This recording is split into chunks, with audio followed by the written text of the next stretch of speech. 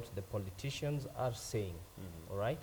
As much as Daktari says that there has been invites from experts to kind of try to unpackage what the issue is all about, but then in terms of reportage, there needs to be that issue of, you know, breaking it down to the masses, that these are the issues, this is what we are confronted with, and how do we take it from here, rather than reporting what EACC is saying on this side, what the opposition leader is saying on this side, what Jubilee MPs are saying on that side. So do you feel like we have reported more of the political rhetoric as opposed to the facts and figures?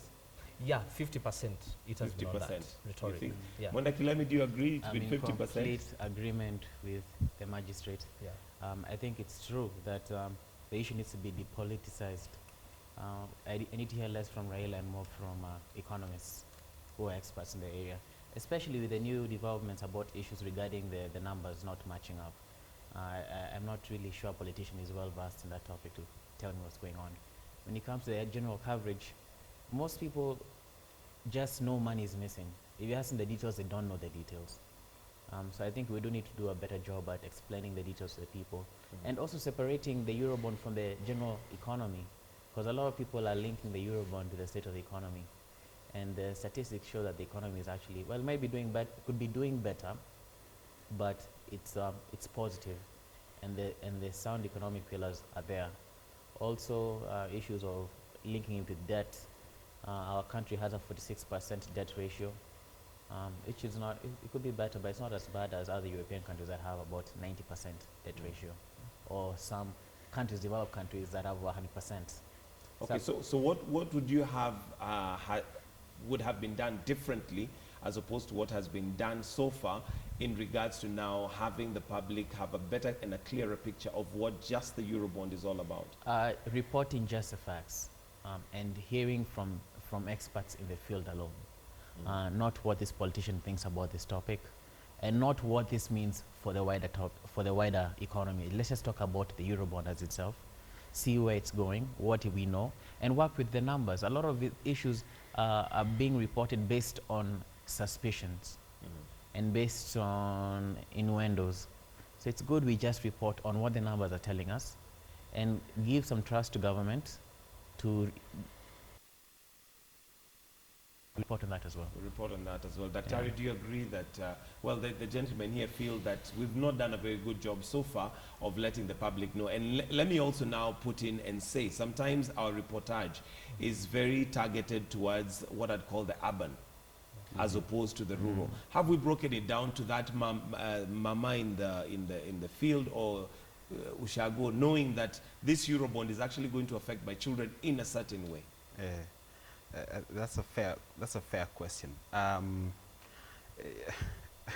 like to differ with my colleagues a little bit, in the sense that there's no way you can actually discuss, the media can actually discuss a question as complex as the Eurobond and not privilege the voices of politicians within society, because as it is, this very question has political connotations to it. It's an economic question, it's a social question, it's a national question. So in discussing it, in breaking down this very question for the general public, the media certainly will find itself having to look out for political voices, for voices that represent different interests within society, including even civil society voices that advocate for justice and fairness and transparency and accountability within the context of society, because really this question entails all those elements. As to whether the media has done a good job in ensuring that grassroots, within the Kenyan society understand what this question is about, I think that as when the story broke out, obviously it was still, it was dominated mostly by elite political voices, but as time has moved on, we've seen an effort by several sections of the media to begin to break it down, and involve more voices, because if you look at the pages of the newspaper now, you see a diverse number of voices from the Kenyan society commenting on that particular issue. Whether those voices are sourced as official sources for news stories, and or people who are just writing through the mailbox to the editor, you know, to comment on that particular story. You see that effort happening presently. But that because this story is still around, it hasn't gone away. I think that it would be better if we can see a lot more of this happening, media trying to get out of their way to ensure that there's a sense in which they bring in more participation, particularly so from the grassroots. And in this respect, I think that local language radio stations would play a key role in terms of, you know, getting in voices and ensuring that that reach to the grassroots. But Daktari, it's still being dominated by elite political voices. As we speak today, the discussion is still being dominated by the elite. But then again, Mwenda, let me, to cut you short, if it was not for that political elite voice that has picked it up, and in this case, the opposition leader, Raila Odinga, would this story really be making headlines? Would not be seeing it on the headlines, I believe. I think the civil society would have still pushed the story, regardless, because it's such a big story, it still have been pushed. And back to the issue of dividing politics from the economics of this, is a problem of the political voices have an agenda as well. Be it Jubilee, or be it CORD, or be it Wiper, or whatever, they all have an agenda. And the agenda is to push a certain message. So the opposition's message is that this government is not performing. So it's in their interest to push through the numbers that show this government is not performing. Now, if we had independent economists looking at it, they could tell us a more fair picture. That's just my point. Okay. Oh, do you think we can, William, do you think it's possible to actually separate politics from this, especially given that the, I don't want to call him the whistleblower, but the person who brought it to the surface is a politician? Yes, correct. Just a quick rejoinder to what Dr. has said. It is still, notwithstanding the juicy aspect of political rhetoric, it is still possible to have an objective analysis of the issues. One, it depends. You may want to ask yourself, what prominence do you give a story by a politician? And two, what is the tonnage of that report? And three, I've seen some of the media establishments, even before their primetime news, they give a commentary. Yes. And that commentary will be like giving a stand that this is the position, this is what is happening, and this is what we are calling out for. That one would kind of try to put into focus what is going on. The risk, just as Mwenda says, the risk of giving undue prominence to the politicians is that, being that they have supporters, and most of these supporters are normally grassroots based, then the theme that will then start coming out is like they're fighting us, they're against us. Wanafuata mtu wetu. So then now the objectiveness of the issues will be lost out in all those political grandstanding.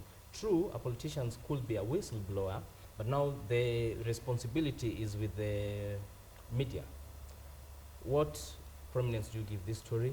Are you tweaking out the most serious stories to flash them out to the public, or giving just these politicians a stand? Okay. And another debate we've had here, and I'll come to you, Daktari, this is regards to politics in Kenya, and the fact that there are certain politicians who push things further than others.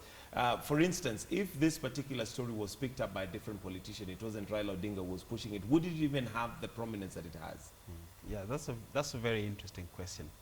But also understand this, you know, the former Prime Minister speaking as the leader of the opposition, you know, obviously then wears that hat of, you know, a counter check to the governance system that is in place presently.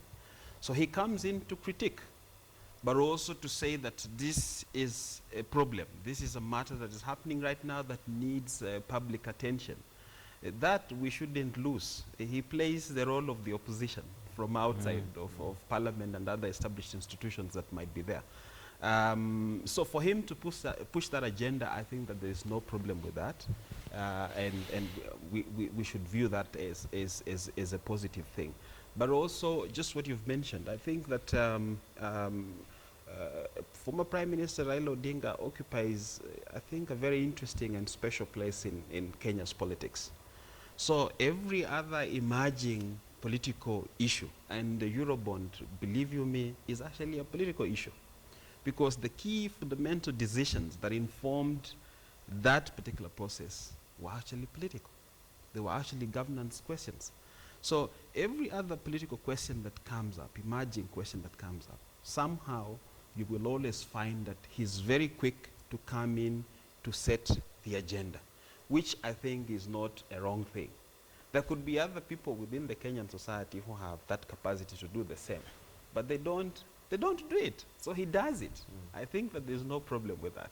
Okay. Yeah. Wanda, do you think it is actually possible to, as much as we would like to say that separate the politics from an issue like the Eurobond, the reason why it is where it is today is possibly because it is the politicians are using it either way to push their agenda. Yeah. So the minute you remove politics out of it, does it remove the flavor, especially when it comes to us as news sellers? We need to sell the newspapers at the end of the day. The issue with it is that, well, they may try to push that agenda. They use the media to get that agenda out. So the media is in control of what they take and what they don't. They have a choice of to take this information. And as the Honorable Magistrate just told us, they can choose to give preference to other forms of information. You mentioned earlier that there's a need to break this down to the regular person. I've not seen broken down to the regular person in the village. What does it mean for them 10 years from now that we took this big loan? What are the implications for them? Are they going to be positive? Are they going to be negative? We are really concentrating on the big figures that we're seeing in the town. The issue also of using a politician to push through an agenda is that it also has to be a bit fair.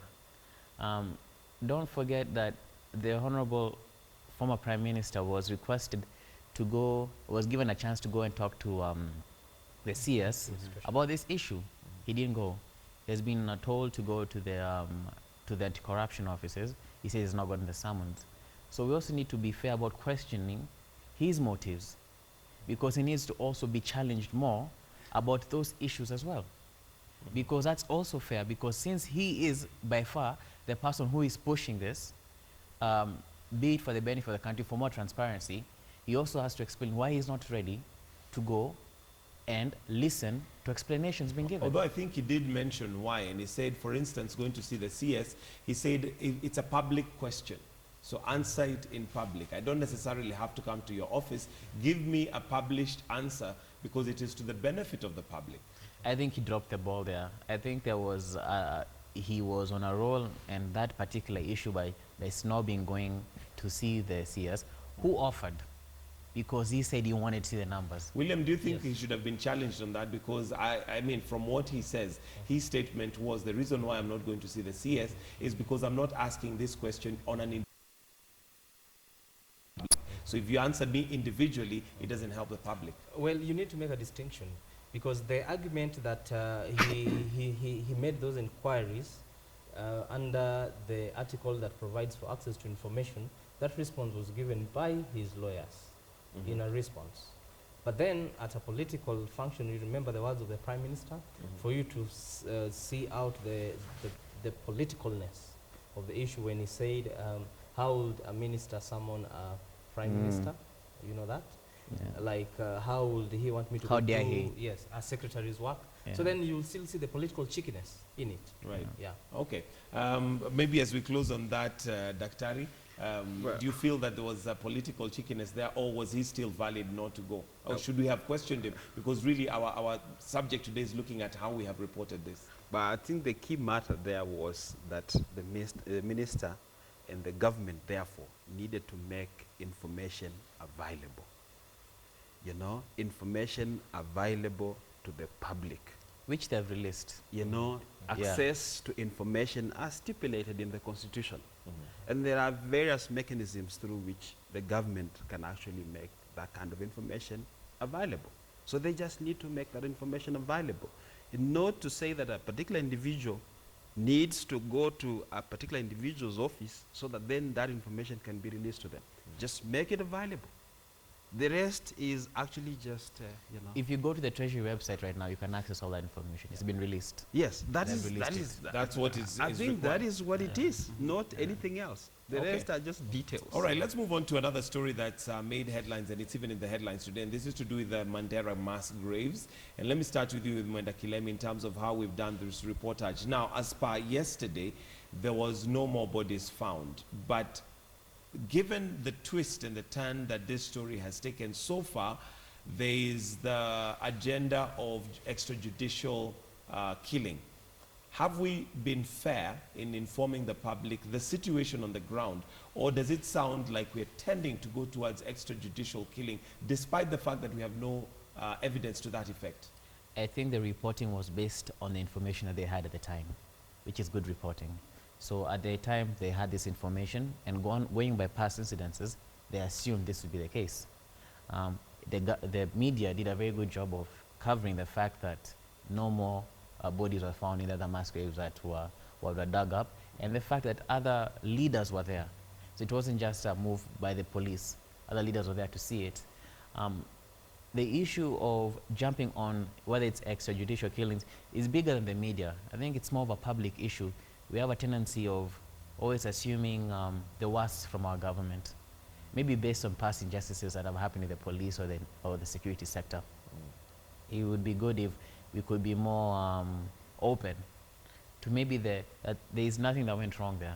Based on the information we have right now, that's the case. Maybe tomorrow it will change. Okay. But there's this seems to be this kind of mob justice view of how the government works. You know, we're very quick to condemn them, very quick to condemn any action by them. So it would be, it's a step in the right direction that they're being open. They're being open with us, and they're showing us this is what's going on. And that openness also kills away any suspicions. All right, Dr. Do you feel that this story has been told well, so that the public are not viewing the government as, performing the extrajudicial, or KDF in this case, as performing extrajudicial killings? Yeah, I think that this story is also still developing. Yes, it's in still my very view. fresh. Yeah, it's still very raw, very fresh. The media is clutching onto various sources of information that they're coming upon. And I see that they have talked to local leaders in Mandera. That's a good sign. They have also talked to the local population, local administration. I saw yesterday that KDF was already responding to say that, we're not involved in this, taking a defensive position. But I think that it will take much more than that to really bring the essence of this story out to the public. It will take quite a bit of investigative work on the part of the media. It will take a bit of, asserting their independence to ensure that this story is told properly, and that all dimensions of it are coming out to the public. Clearly. This sense of people disappearing or people dying in this manner is not exactly new in this country. Incidences like this have happened in the past. You may want, for instance, to frame it within that context and to say that we've had certain incidences like this in the past. So what does this mean? You may also want to frame it within the context of the general question of insecurity in that particular part of Kenya, and also the broader question of the war on terrorism and terror, Al-Shabaab, and how the Kenyan government has been involved in that over the last couple of years, and what actions they have taken to manage that particular problem in our context. I think the answers lie there, but that it will take a lot of perception, a lot of reaching out, a lot of proactive engagement on the part of the media to bring out really the facts around this particular story. Okay. Yeah. William, maybe on how it's still a very fresh and developing story, Yes. but what are some of the things we need to be keen to highlight as it continues to unfold? Well, first, I would say I will give the Standard Group kudos on their reportage, because they have been within the code of conduct for the practice of journalism, where it says that if in a particular instance you're going to mention someone in an unfavorable context, then you need to give them an opportunity to reply. give their side of the story. Well, the leadership of Northeastern Province made their concerns, and then just as Daktari says, we also saw the security establishment giving the stand that we are not involved in this. This is not our doing. Unlike, we saw there is a sister publication, I'm not going to mention which one, which published a very grotesque headline picture of a human leg. Yes, I was actually coming to the pictures, but go ahead. Yeah. Which, when you look at the code, that is outrightly unprofessional, because now it paints this image of, it makes it more serious than it even is, and it is alarming. And that actual part is actually in the code. It should not happen. You should not publish such pictures, because you have to be sensitive to the victims, to the relatives of that particular person. Okay, but they may argue that they were sensitive in the sense that they didn't show the face. Yes. It was just a leg. Yeah. So really all they were showing was just a leg of a dead person. And it was the reality of the situation. Yes. Mwenda, does that make it more severe than it actually is when we show No, the but picture? it is a severe topic. I mean, a lot of people were found dead. So it's a very severe issue. So printing that photo is right for that particular context. It's within their rights. Some will say it's a bit over the top. Some will say it isn't. But it's within the rights of the media to do that. They're allowed to do that. But then there's a correction here. You just said that a lot of people were found. It's only one, which was found as of yesterday. The implication of mass graves. Yeah. So if that is the implication, one photo is not as serious as what they're implying is going to happen. So I don't think such a big deal. Daktari, your take on the use of photographs, especially such graphic photos. This particular one we're talking about was just a leg. But again, if we remember the massacre that took place in Paris not too long ago, there was hardly any photos that we saw. We didn't see any. Yet we still got the gravitas of the terror attack. Do mass pictures be used? I don't think that there's a problem with the picture that was used by one of the newspapers. I think it was yesterday. Because actually the staff that mentioned it. as you have rightly mentioned, I think it was just the leg. So, and you know, looking at a leg, you may not know that this is the leg of a dead person or a person who is still alive. So, but the context of the story obviously then, you know, brought home the actual facts about that particular picture. Already these pictures had come out through social media. Yeah, so actually the ones in social media are very graphic. so a lot of us had seen extremely very graphic pictures coming out through social media. And that's the other thing again that we need to be thinking about as we discuss some of these issues, because then already this agenda, you know, by the time you know formal print media come out with these kinds of pictures, already this agenda has been set through social media in certain ways, and certain groups. I mean, many people within the country already know and have seen those pictures. So that really didn't have a lot of effect on anyone as such. But I think that it helped to bring the import of the story. And yes, you know. but the fact that such pictures may be trending on social media does not make them right. Okay? Because even the code is very clear on the sensitivities of victims of those crimes. If you read one of the newspapers yesterday, I think it was Nation, there was an advert from the Communications Authority of Kenya. There's a whole array of regulations which are going before Parliament, and part of those regulations are that which is going to control content on social media, digital content on social media. So I think going forward, with all those regulations coming in place, it will be a different. Completely agree with Daktari. Once those photos were out in the media, in social media, what can you do? And I would challenge the Honorable Magistrate that the laws we have in place are just not realistic to the kind of world we live in today. You can't say this can't happen. It's going to happen. If I take a photo, I'll send to my friend, he'll send to his friend. How do you control that? How do you control that issue? And a wider topic that I would like the media to cover more is the way we cover Northeastern. Northeastern is just really covered for terrorism, which is very unfortunate. There is more to that area than terrorism. Some of the best performing counties are actually Northeastern, funnily enough. And we don't do enough, we don't do them justice by just covering them when they die in a very violent light, in an extremely violent light. And that shade has to be changed and to be shown to be just like the rest of the country.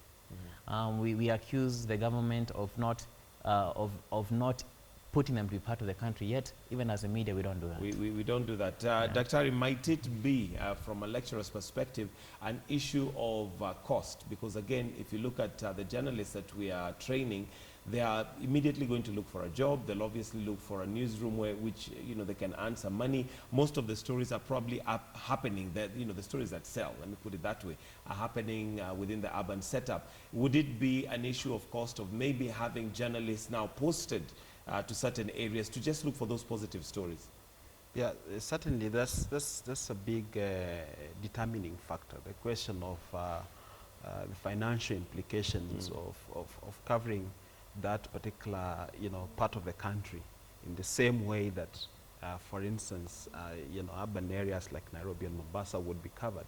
There's always a question of cost, the economic question, and I think media systems increasingly are driven by that bottom line, profits and all that.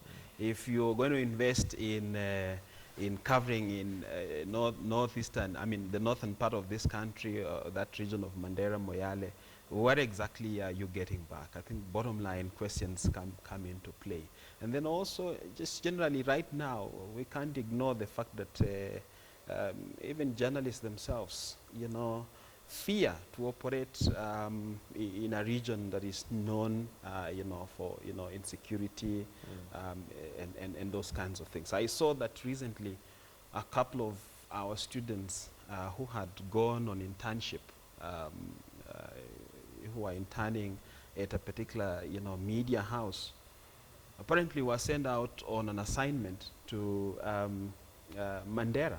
And their parents were already calling the university to find out why would you do that? Why would you allow an institution to send our children to go and cover stories in Mandera? That concern was coming from their own parents. But it's not the goal of the media to go out there. Yeah, so these kinds of questions ultimately then they affect how that particular region is covered. Okay, William, how do we overcome that aspect? Because like Mwenda says, it is part of our responsibility as the media to go to such places. And whether it is in positive or negative light, we still have to go there. How do we overcome that, given that there is also the issue of security? How will the interns go there when their parents will not even allow them? Yeah, first, as the fourth estate, as you rightly referred to, journalism is a calling.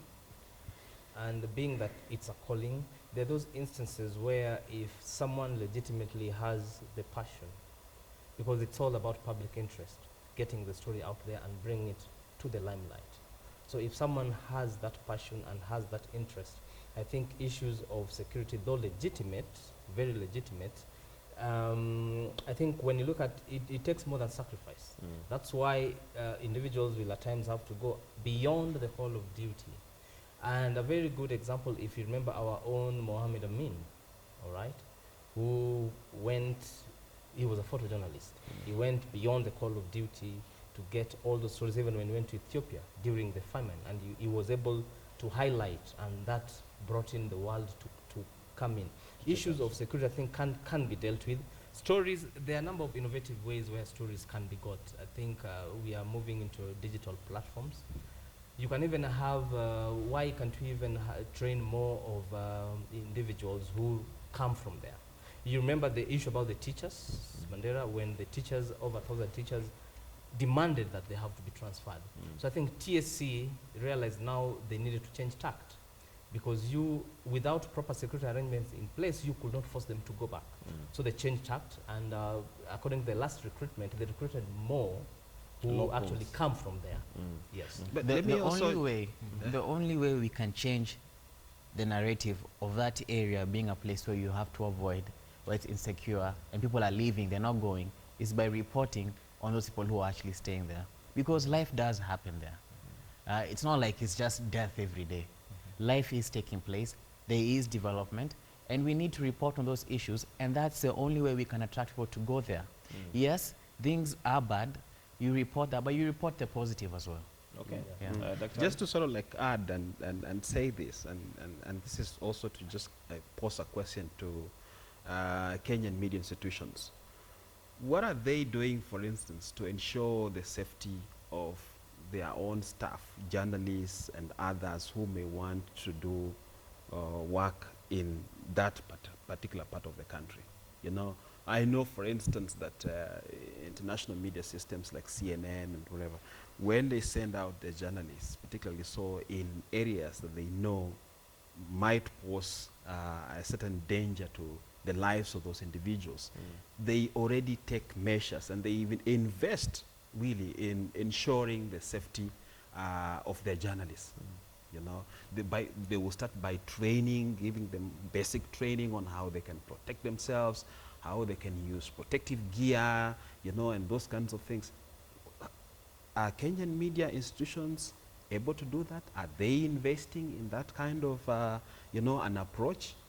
Because if they did that, I am sure that a lot of Kenyan journalists would be encouraged to do that. to Well, do that- work yes. in that Yes. particular Okay. part of the Just country. a quick response to that. That concern squarely falls within the mandate of the Media Council of Kenya. Because when you look at Section 6 of the Media Council Act, it provides that the issue of journalist safety is one of the functions that the Media Council has. I'm pleased to announce that at the Media Council there is a well-run program on safety of journalists, where there's even a fund on the safety and protection of journalists, where those journalists who are in distress, either you've been arrested, you've been convicted, there's a fund where you'll be able to get legal representation for free. And there are also trainings which are conducted on the safety and protection of journalists. What I think needs to be happening, I think it needs to be revamped by more partners joining in. And then I think it will be a program that will ensure that journalists, wherever it is that they go and practice their work, they are safe. Okay. Yeah. Mwenda Kilemi, maybe as we summarize on this and go to something else, in terms of now training the people who you're training in your colleges, are they trained on self-awareness of security? Because there's the passion, but again, you can also put your life at risk. There's no point of you going to a place and at the end of the day, you put your life at risk and not come back. We need the story back. To add what Dr. said, I think there's a difference between what the Media Council says they're doing and the reality on the ground. As Dr. said, many people are afraid of going reporting because of the simple fact that they don't get the protection they feel they need to be out there. As much as the Media Council may say they're doing this, that's not what's happening on the ground, especially people like correspondents and all those kinds of individuals. But this is also a problem we're seeing at the college level. Well, I know in my particular university, we're trying to form a curriculum that can have things regarding conflict reporting. So we do have conflict reporting, but we don't have the safety aspect of it, where we teach people what to do in that situation, all that. But we have, I teach a class on how to report in a conflict zone, how to treat the interviewees, how to look for coverage, how to look for protection, how to check with the editor. But in terms of actually having the actual equipment that's needed to make sure you feel safe, I think that's lacking.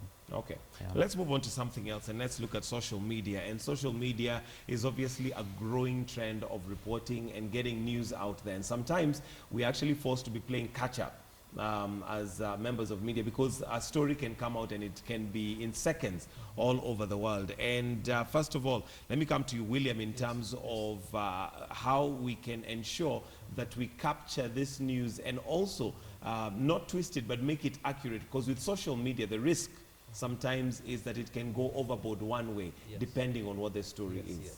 Social media is a very good platform because you'll be able to get information out there cheaply, faster, to a very big audience. But concerns have been raised, yeah? Because you find that where social media, the news is very spontaneous, is very fast, it can be a sword that can also kill you, you know, both ways. If used legitimately, correctly, there are many worthy causes which have been carried out successfully through social media. We remember the issue about Jadudi. Kenyans came out and money was collected and he was able to go for a transplant in India. That was one example where social media can be harnessed in a very positive way. This same social media can destroy lives. Lives have been destroyed. because when something negative is posted out there, there's a risk of emotional, psychological torture. But if media establishment choose now, because most of the media establishments have gone digital, if they choose to harness this technology in positive ways, bearing in mind, because at the end of the day, the Constitution, Article 34 and 35, requires that as much as you are reporting, you should also be sensitive to the rights and privacy of other persons. So it's a very thin line. It's a very fine balance which needs Okay. to be struck. Daktari, let's take even examples of, for instance, over the weekend we had 2 stories that were mainly trending on social media, and as a result we picked them up as a media to follow up. One of them is President Uhuru in Kenya. That was one of the things trending, and of course Magufuli, Yes. which now was even tweeting worldwide. And how we take up those stories and now follow them up.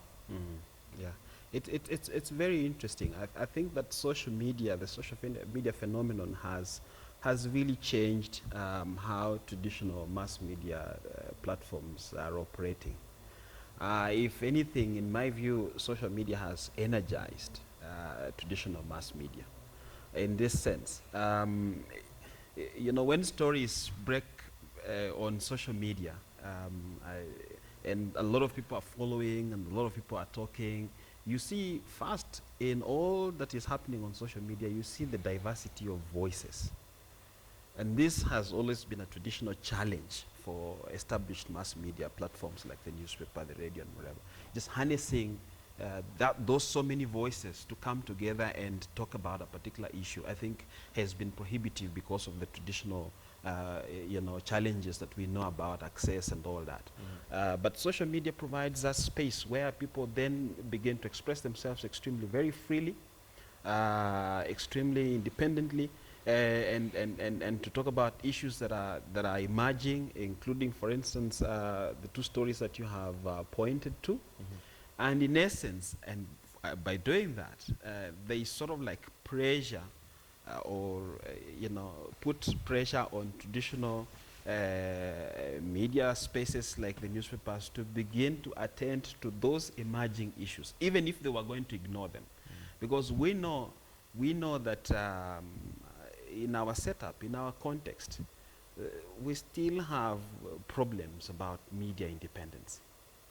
We still have big concerns and big challenges regarding editorial independence in our traditional media, particularly so given the pressures that come from authorities, elite political forces within society, but also economic and commercial questions. But when these stories break out in social media, they are left with little choice but to take up those particular issues and begin to discuss them in certain ways. So I think for me, that's a positive. But also generally, you're seeing the trend even within the region and even this country. Even government is beginning to see the potential of social media and using that as an alternative space through which they can actually reach out to particular sections of this country in terms of promoting their own policy priorities and other political agendas that they might have. You're also seeing social media being used by political interests to fight battles. You see, for instance, if government wants to fight political opponents or those who are opposed to its agenda, instead of formally engaging them in a duel, they would rather use their bloggers through social media to deal with those groups of people. So it's a very interesting scenario happening. Yeah, when do you think social media is bound to actually force us to take shape and change even the way our traditional media operates, in the sense that social media becomes a platform for news, breaking news, and then our traditional newspapers and all that change from newspapers to context papers? That's already happened. That's already happened. Your media house and other media houses already have Twitter handles that are just based on breaking news, and they'll give you the breaking news coming in, and then, as everybody in the panel is saying, social media is good if used in the right way, but there's some contexts where it's not used in the right way. For example, if you look at the narrative arc of some of these stories, is Uhuru in Kenya, and that was all over the Twitter the last few days. One aspect that all the stories lacked is what you mentioned, context. We said he travels a lot, but most people do not realize that almost half of his travel is within East Africa, and almost 80% of his travel is within Africa. So 20% of the travel is outside of the African region.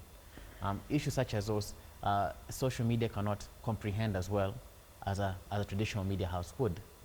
Also, we have just false narratives completely, you know. social media. Yeah, where they say something that's completely false, and they attribute figures to things that don't even exist. And because there's nobody to tell them to fact check, because an individual, you don't challenge. And what happens is a rumor becomes a fact. And once that damage is done, it cannot be taken back.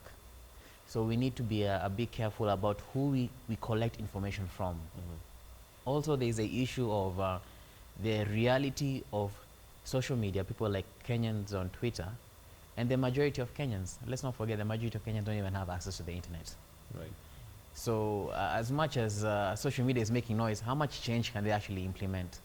Politicians can easily ignore social media and still go to that person in the rural area and get the agenda across. Hold a baraza or something. Yeah, and you always see it on social media how they complain about how politicians are doing this, because they appreciate the fact that they don't have to listen to them. They can actually ignore them and move to other sectors of the society and get their point across.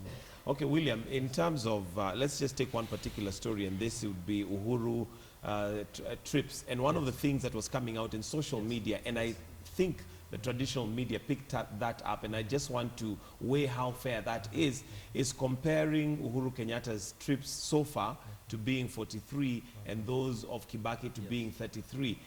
Is that fair, given that we are painting a certain picture to the public, and given that possibly we have not put it against the benefits that these 43 trips have brought, and maybe weigh it with the 33?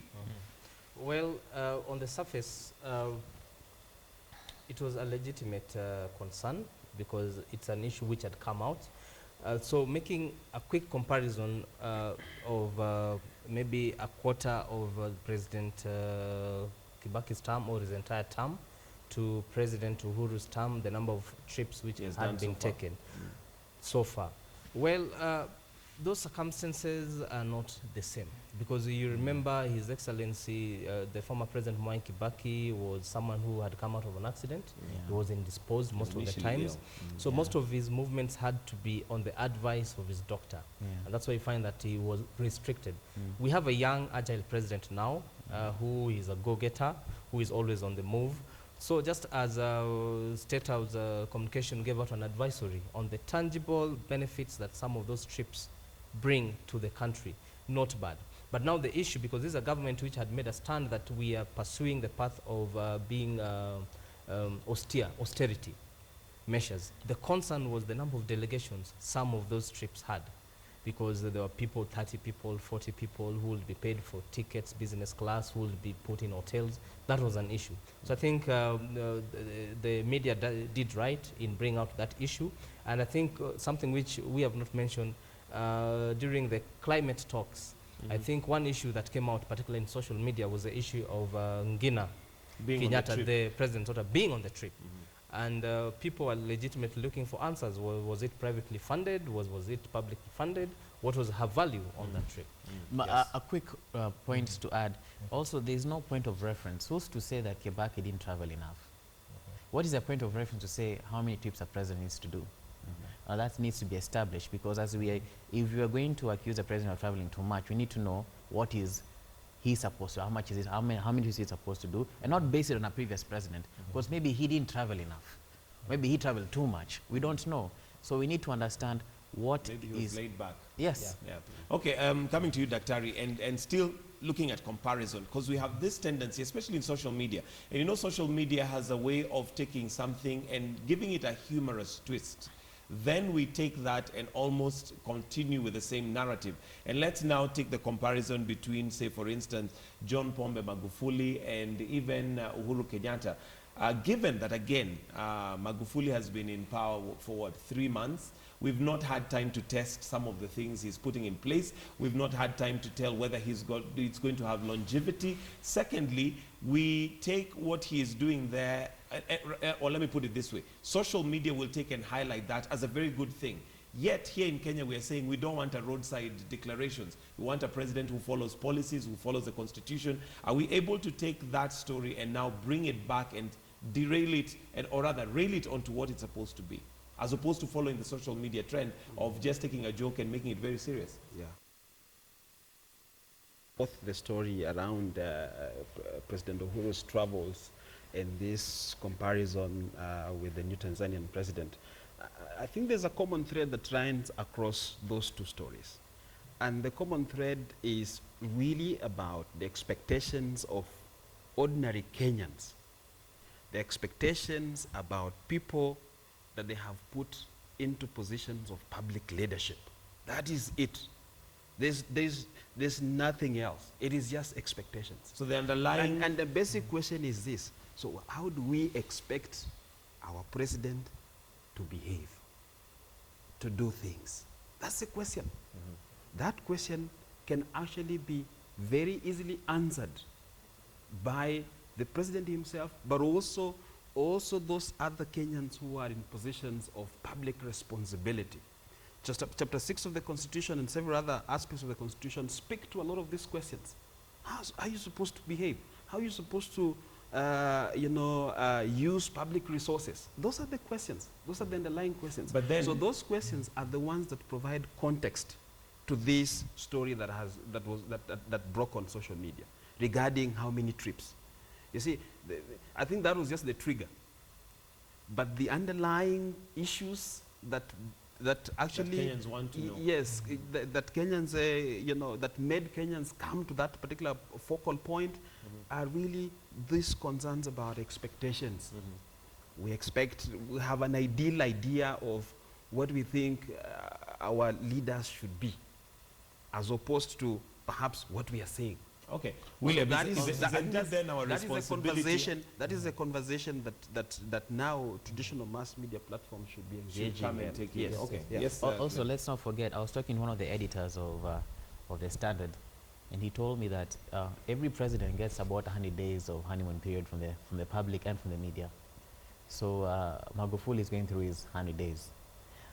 We have another president, Buhari, who went through his 100 days. And now people are really on his case about his promise to fight terrorism. Because he said by end of year, I'll be finished with it. But it's still happening. So even this is going to happen to the Tanzanian president as well. Okay. Because there are some already people who are asking questions about his way of leadership. And 100 days from now, people may be saying this is too much. All right. Yeah. William, just in closing, maybe the fact that maybe we should articulate, as he's saying, the underlying issue is Kenyans want to know the expectations. Shouldn't it be then our responsibility to actually say, according to your expectations, we have missed it or we have got it? I think you've got it, according to Kenyans' expectations, because the point was looking at what is the value? What is the value that comes out? Because the president is a state officer. He is not above the law. And being that it is the Kenyan, the public taxes that keep him in that office, then he has to account for what is the value that some of these trips bring to Kenya. So I think in bringing it out, in making that comparison, you played your part. All right. Thank you very much, gentlemen. We'll have to wind it up right there. Director tells me that we're out of time. So Dr. Ogangu from the University of Nairobi and also multimedia senior lecturer in media studies, thank you for coming. We also have William Okech, Media Council of Kenya, and last but not least, Mwenda Kilemi, who is also a lecturer at the University of Nairobi. That's where we're going to wind up Morning Express this morning and also Newsroom. But do join us for News Hour, which is coming up at exactly 8 o'clock right from here on KTN News. Thank you for joining us on Morning Express, but this is where we wind it up.